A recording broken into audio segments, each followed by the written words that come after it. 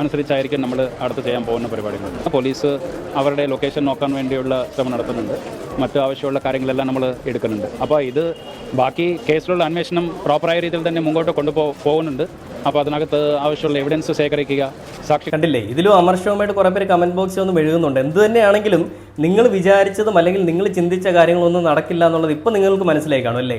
കോടതിയുണ്ട് ഈ നാട്ടിൽ, അല്ലെങ്കിൽ നട്ടൽ ആരുടെയും മുന്നിൽ പണയം വെക്കാത്ത ജഡ്ജിമാരും പോലീസുകാരും നമ്മുടെ ആഭ്യന്തര മന്ത്രിയൊക്കെ ഉണ്ട്. അങ്ങനെയുള്ളപ്പോൾ നിങ്ങളുടെ ഈ മെഴുകലൊന്നും ഈ കേരളത്തിൽ നടക്കത്തില്ല മക്കളെ. അങ്ങ് യു പിയിലും ബീഹാറിലും ഗുജറാത്തിലും ഒക്കെ നടക്കുമായിരിക്കും നിങ്ങളുടെ തന്തയ്ക്ക് പറക്കാഴിക. അത് കേരളത്തിലോട്ട് കൊണ്ടുവന്ന് തുപ്പാൻ ശ്രമിക്കല്ലേ.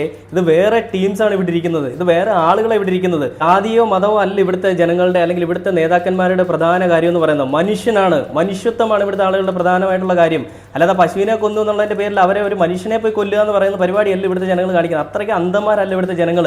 അത് ഇനിയെങ്കിലും മനസ്സിലാക്കുക. ഇനിയെങ്കിലും വേടന് വേണ്ടി ഘോര